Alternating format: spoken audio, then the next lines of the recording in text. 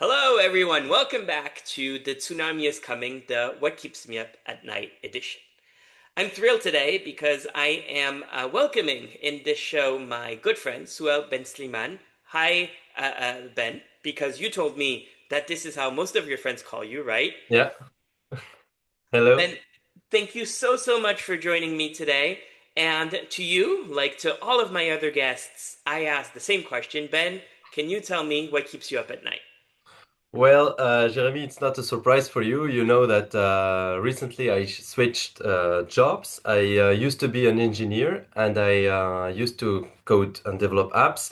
And now I am a tour guide, a fully licensed, state licensed tour guide. I work in museums. And I am very happy to be a tour guide, but sometimes at night I still wonder why did I switch, and is it the right path? Is it am I doing a good thing here? So this is one atypical jump, right? Yeah, You imagine engineers, especially like a business school professor, you guys are the- the gods, you guys exactly. create and so on. Yeah. And you go into museums. Is it because there's a huge boom of opportunities as tour guides in museums? A little bit of that, I confess. There is a lot of opportunity, but these opportunities, especially if you live in Paris, they happen in very beautiful places. You don't go in a subway in a very ugly office. Actually, you go to, and your office becomes the museum. Your office becomes the Louvre. Your office becomes Versailles. So I have the skills of presentations. I have also English skills, but I am also a parent, and I liked museums when I came to France. I really liked museums, especially the museums of France, and I took my kids to the museum, and I really loved being guided. And also, my wife is a tour guide, so when I jumped, And she was on this show not so long yeah, ago. Exactly. So tell me, Ben. You've told me many times before this is a competitive field. yeah, You're in competition with other people. yeah, You're also in competition with technology and exactly, ChatGPT, and we may talk about that. yeah. But first and foremost, let's start with the most important thing. What do children bring into this mix? Do you do a tour guide, a tour, sorry, of the Louvre the same way with old people and children? I'm guessing not. So is this maybe a value proposition? So with the adults is when the adults are without children, it's really different from families with children. With children, we have to adapt. We have to adapt to their levels. For example, we have to adapt the vocabulary. We have to adapt also our gestures. For example, we have to take a knee to be at their level.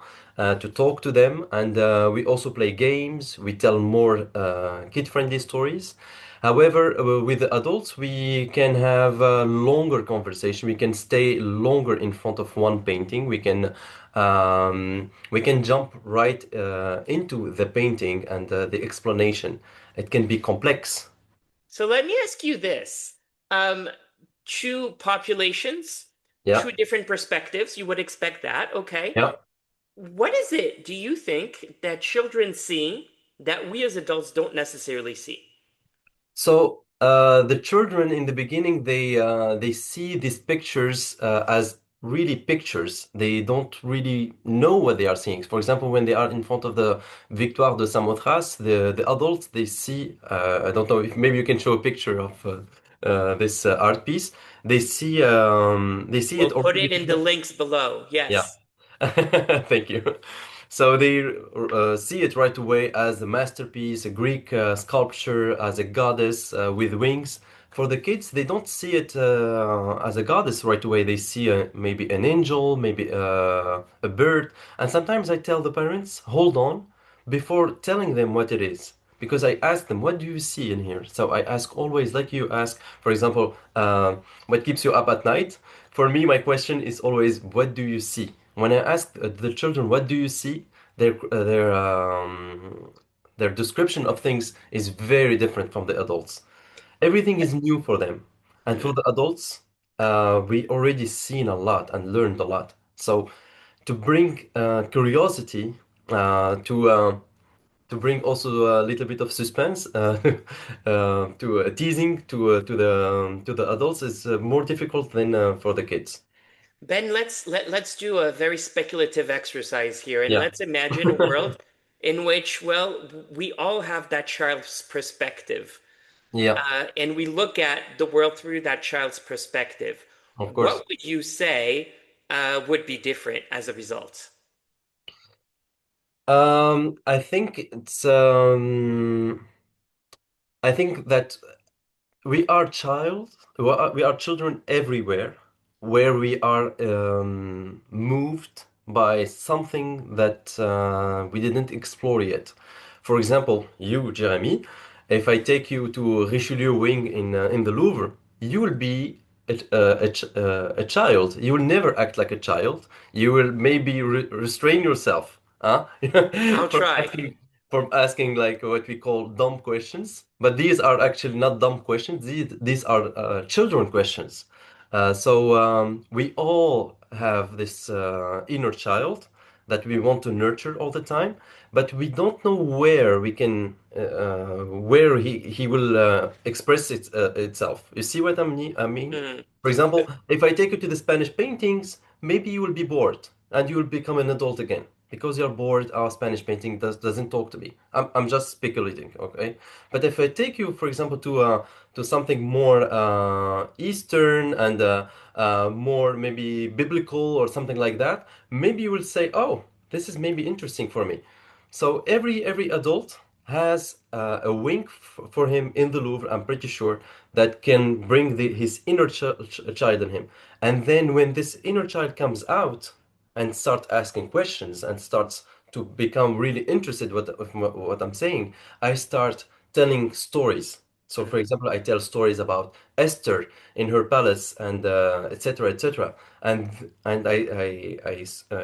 I promise you, I have seen a lot of adults during my tours being amazed and impressed and being amazed by these big columns and of these palaces and beautiful objects and beautiful paintings.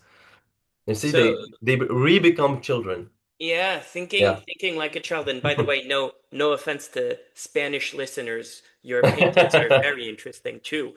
But thinking like a child, I'm hearing, means starting to ask questions without feeling constrained into types of questions, Yeah. looking at things with curiosity, Yeah. wondering, and Yeah. not being bored or being quite open No. Yeah. about what's left to question. Ben, you've also mentioned to me a second set of competition. I guess the first one is competition for attention from the people listening to you, right? Yeah. Second, sort of competition, guess, comes from artificial intelligence, Yeah. especially post-COVID, where Yeah. we may wonder, no offense to you now and to your profession, why in the world do we need professional tour guides this day and age? Let me ask you the same question for you, Jeremy.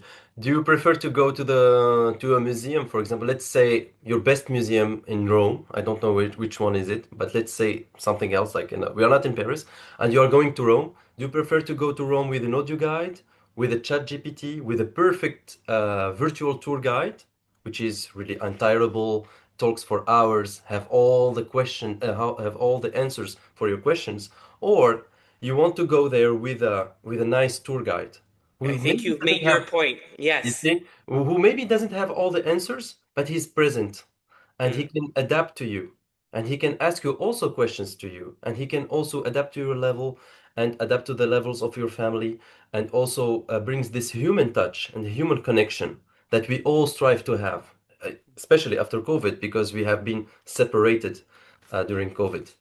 So So that, do you want more virtual things or do you yeah. want friends and friendship, even temporary friendships? I mean, we live in very strange times where Yeah, everyone is desperate and very worried about, am I still going to have a job going down the line because of artificial intelligence? yeah, Ever since we came back from COVID, you're telling me people want more of this, more humans, that is, yeah, rather than more artificial intelligence. Is that a yeah, correct reading? yeah, yeah. I'm laughing because my clients sometimes they really want to connect with tour guides. Sometimes they tell me that they took different tour guides for 5 different tours because they want to meet people, they want to meet the locals. But in the same time, they ask me if they can skip the line and see some rooms without a lot of people. Because you remember during COVID, we are now afraid of the crowd. So we want to meet people, but we don't want to be surrounded by a lot of people. So more and more people are coming back to the museum today and using real tour guides. Hmm. This is a real trend, yeah. I'd love to go back to this whole idea. You know, you said initially children tend to describe, talk about it, right? Yeah, yeah. How do you feel this interacts, I guess, with your profession, as opposed to ChatGPT and to artificial intelligence? When they start describing, when you have a crowd like this who basically is looking at this through trial and error, right? What does that mean? I guess in terms of your job and where do you want to bring them? So to be honest with you, ChatGPT does a hell good of a good job describing artifacts. If you ask, for example, ChatGPT to describe the most famous artifacts in the Louvre, I say the most famous ones because it ChatGPT takes its knowledge from what is published on internet. So that's why only the famous artifacts are known to it. But it does a good job to describe, for example, the Venus de Milo, Victoire de Samothrace, the Winged Victory, etc. All the Mona Lisa, let's say. Um, However, we learned not recently, but we learned that, for example, American students who learned with computers or screens, they don't learn too much, they don't retain information. And one of the reasons for that, it's because if we know that this information is available on internet, is if we know if this information is available on the computer, we will never retain it. We can't actually learn with a screen. We learn with humans. We learn with teachers. We learn with our parents. So this is what the role of tour guide is still where the role of tour guides are still necessary. It's that human connection, the human touch that is irreplaceable. I don't know. It's maybe about the voice, about the presence, about the eye contact. It's something there that we should explore. Yeah. So Ben, you made this jump from engineering to tour guide, Yeah. but I also know that you've kept a very entrepreneurial mindset and Yeah. that you're developing, you know, your material, your touristic material of your own. Can you speak to that and how that relates, I think, to the previous point? So I started in the beginning by developing apps for Paris for kids in Paris playing with the apps because you can download the app many times. You can sell it for cheaper than a tour with a tour guide, but quickly I learned that the apps actually they need a lot of maintenance. Um, and also they don't teach a lot to the kids. So I switched and I started making booklets. And I did one booklet with my wife and another tour guide who she is specialized in tours with kids, and with a designer who is French, and she designs um, logos and pictures for Dior and Chanel. So the booklet is very fancy. It's a work of art by itself. And the game is about searching for clues inside of the Louvre. And these clues will get you to the treasure. A So you will treasure hunt. it's a treasure hunt, yeah.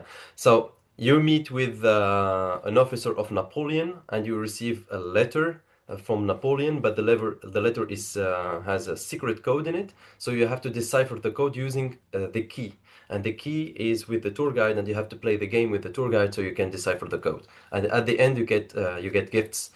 The purpose of this tour, so I'm talking about one sample of our tours. So the purpose of this tour is to bring so the children can come back to the museum and they say the museums are fun, the museums are easy to navigate. We liked our tour in the museum, and they grow up developing their cultural pool. We call it a cultural pool because it's like the museum is like a cultural swimming pool that we dip them in this cultural pool of pictures and sculptures, and yeah, they like that. And we And have it also feels, another, yeah, yeah, it feels, Ben, I mean, on that specific question, because I know we've spoken about it a lot together yeah, before, that what you're really describing here is more than a museum or more than a tourist attraction or experience. It's yeah, almost a social experience. It's almost a community of social fabric, you know? yeah. We know there's an epidemic of loneliness out there. There's an American sociologist who called this bowling alone. Here, I mean, you never go to the museum alone, I guess. This is where you meet people and you see the society at work.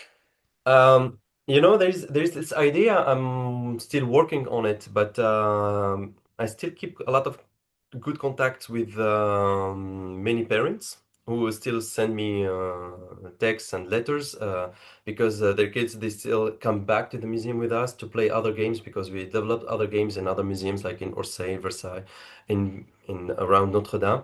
And we are working now on this idea of developing on two ideas. So the first idea is developing um, games that will be played like diplomas, like with levels. You learn about art history, you learn about history, you learn about Paris, and in the same time you win certain levels and small diplomas.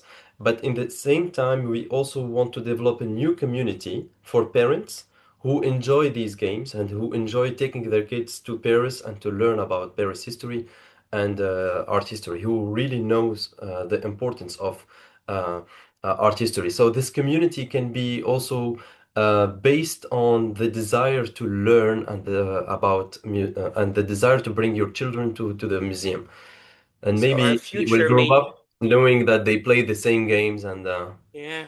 yeah, like So young curators. our future may not be filled with robots that are touring the Louvre Museum. They may not be loneliness behind a screen. They may not be even bowling alone, but they Mm, may be about building and imagining new forms of communities and new places to exchange, I guess. yeah.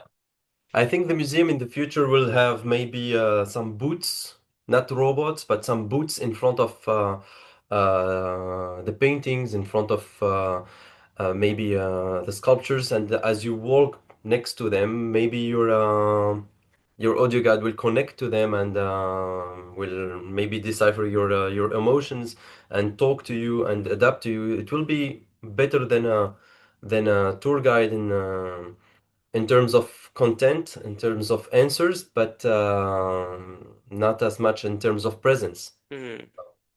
Yeah, well, in museums, like in many other places, I guess the key takeaway lesson here is instead of trying to run against the machine, or instead Yeah. of thinking the machine will replace you, maybe you need to run with the machine to run a Yeah. little faster. I use AI for many things. I'm not shy to confess that I use AI, for example, for voice coaching, for ameliorating also the storytelling, for marketing, for generating a little bit of images, for example, for my booklets. Sometimes I'm stuck on a drawing, so it generates for me an image. We can use AI for many things. We just have to surf on it. It's like electricity. When we invented electricity in the beginning, we were afraid of electricity. Today, we don't. We use electricity everywhere. Thank you so much, Ben, for coming. I hope you Thank come you very again, much. Thank you. and we'll link to this booklet and to all of your activities in the show notes. Thank Uh, you. Thank you, Ben, and thank you everyone for listening. I'll see you guys next week.